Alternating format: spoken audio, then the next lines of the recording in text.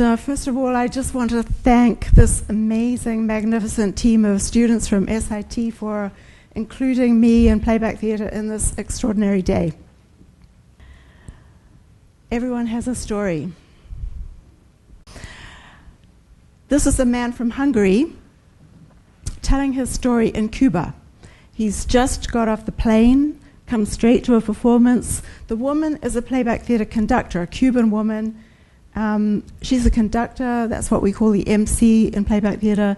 He's telling his story about trying to get some sleep in Moscow airport on his way to Havana. This is a little boy in Scotland, and he's telling me a story about the house that his father is building. This is a young man in Angola, in an internally displaced persons camp, and he's telling a story about when he was a kid, and it was a time of conflict in his village, and there was a man in the village who was determined to make a school for the kids in spite of the danger, and this boy was very happy to attend that school, even though the only material they had to write with was the soot that they gathered from the roofs of the ceilings of the huts. This is a woman who has just told her story and is now watching it about her long professional life and her mentoring of other people. And this is a team of people in Japan who have just acted out a story for that person who's sitting on the left. Another team of people in Australia, Sydney, Australia. I hear there are people watching this in Sydney, and this was in Sydney, Australia, a group of people acting another story and a double bassist improvising on stage. Another team of people, these are 4 actors from 4 different countries in a training workshop in New York. This is a village in Burundi. People have gathered to listen to each other's stories, and they're about to be enacted by a team of actors who include both Hutu and Tutsi actors. This is an established playback theatre company in southern India, in Tamil Nadu, and they're acting stories told by people immediately following the tsunami. That was the team of the Cuban actors right after their performance on their outdoor stage in a backyard. And this is a group of people in Afghanistan who are acting out stories told by victims of war. I wanted to show this picture, but we had to obscure the face of the woman. It's not safe for her face to be seen, although it is a very beautiful face. This is an immigrant to the United States who's watching his story enacted by my ensemble, Hudson River Playback Theatre. And this is a group of middle school students plus 1 adult actor enacting a story about someone being bullied on the school playground. Everyone has a story. We'll come back to her later. So in this room today, with about 100 people, there are actually thousands of stories, because each one of you has stories from your childhood, you have stories from yesterday, you have stories from lunchtime, you have stories from your work life, your creative life, your romantic life, your life as a citizen. And your stories are joyful and hilarious and mysterious and tragic.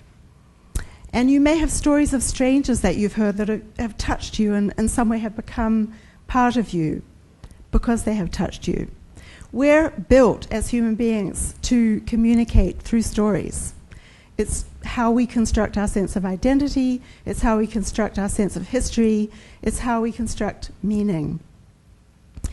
So playback theatre is about stories, but not the stories of fictional heroes and heroines, not the stories of distant celebrities, but stories of yourselves, of ourselves, of neighbors, families, friends, strangers, ordinary people.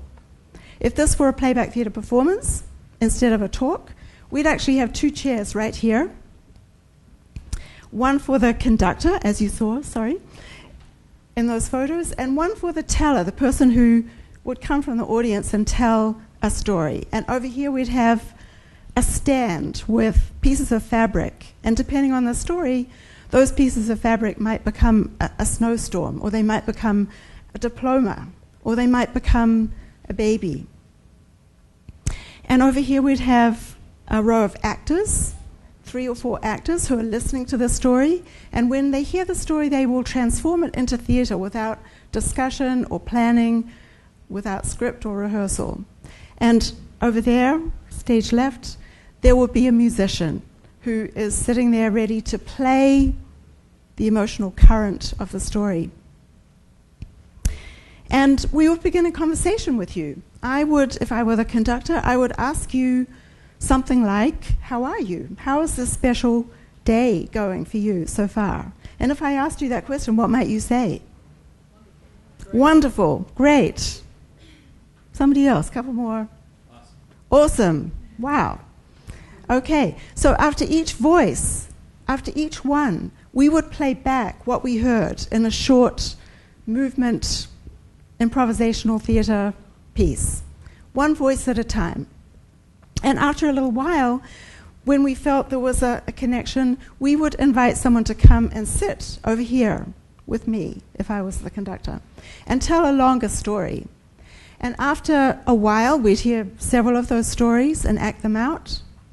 And after an hour or so, you, the audience, we, the performers, we would have co-created a kind of tapestry of stories.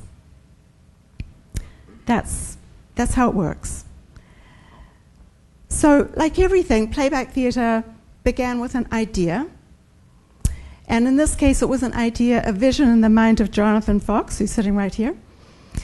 And of course, that idea didn't come out of nowhere. Ideas always come from somewhere. And it was a coalescing of learnings and leanings and experiences that he had had at that point in his life. And he told me about it because we were a young couple already engaged in experimental theatre. And we found a motley crew of other people who were interested in exploring this idea with us. We came from different backgrounds, but we had a couple of important things in common. One was the impulse to make art, which is the impulse to find aesthetic meaning, aesthetic form, to embody meaning in order to communicate it. We also had a kind of idealism, which led us to want to offer this new art in service to our community in order to create change within people and within society.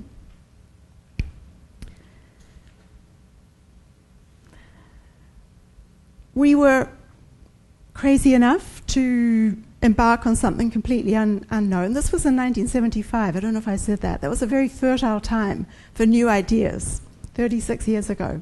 A lot of things started around that time.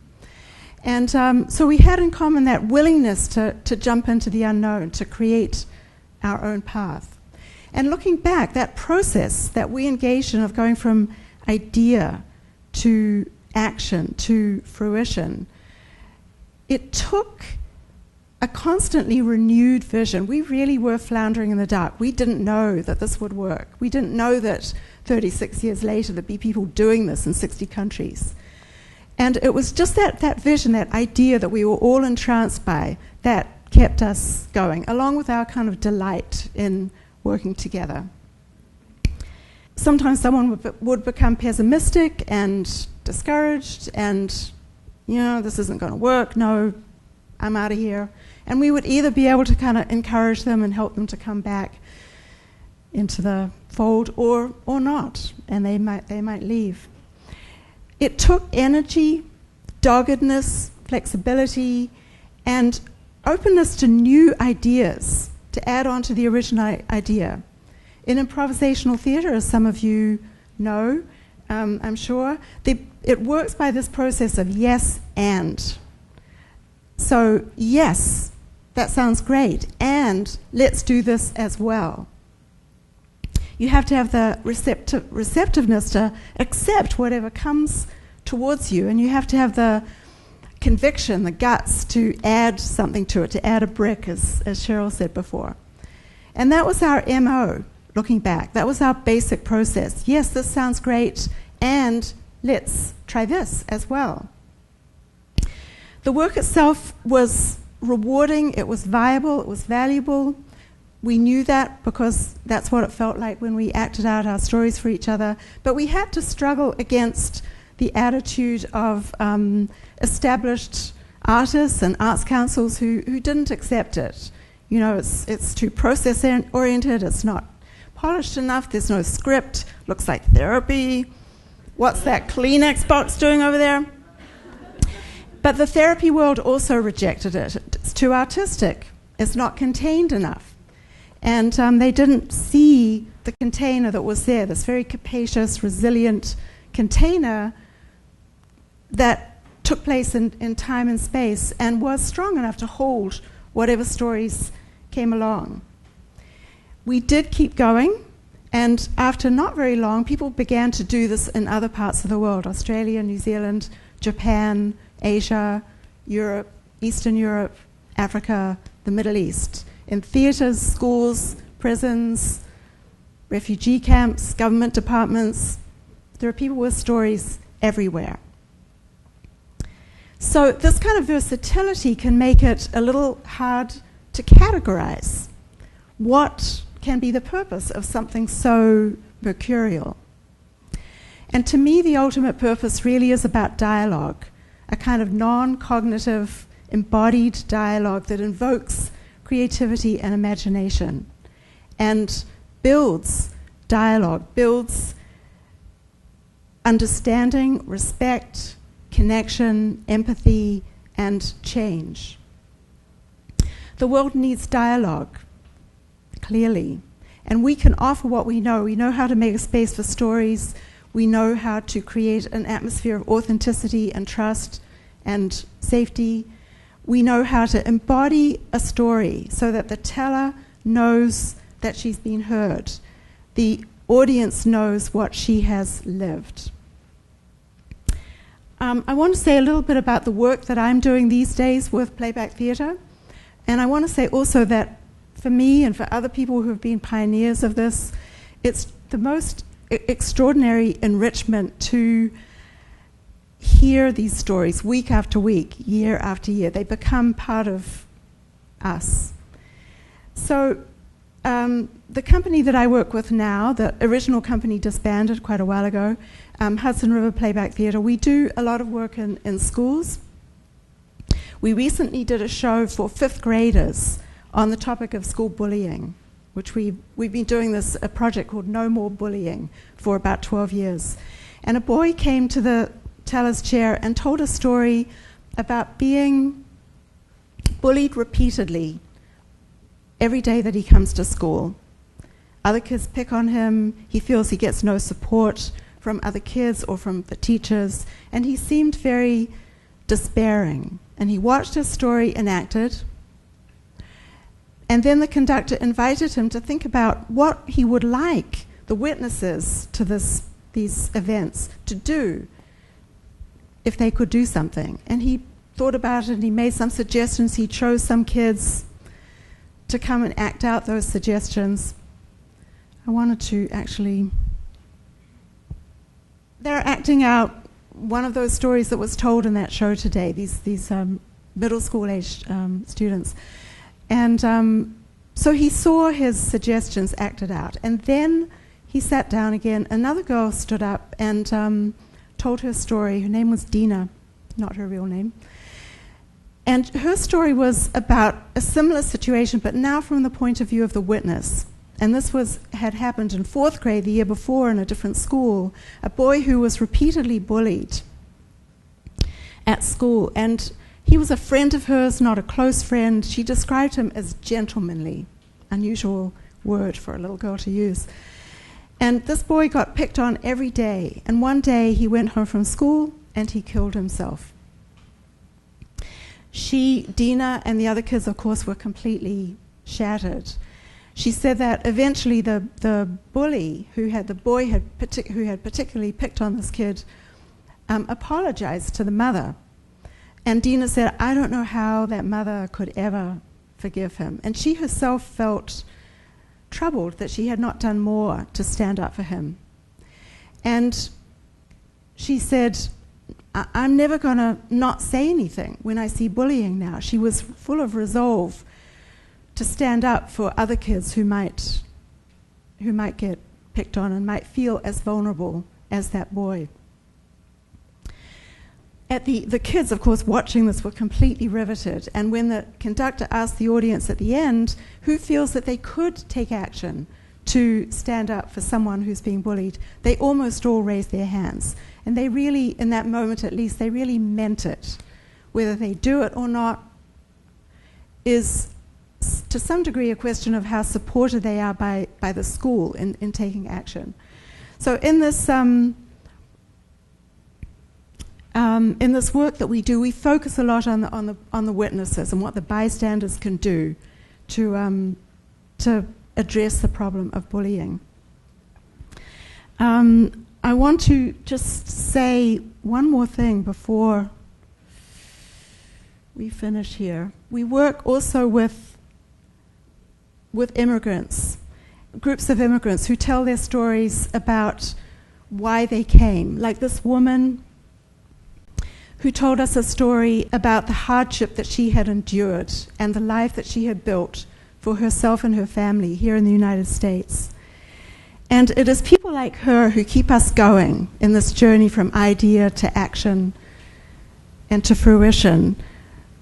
People who trust us with their narratives, their important stories, and allow us to make art out of them to strengthen our shared community. Thank you.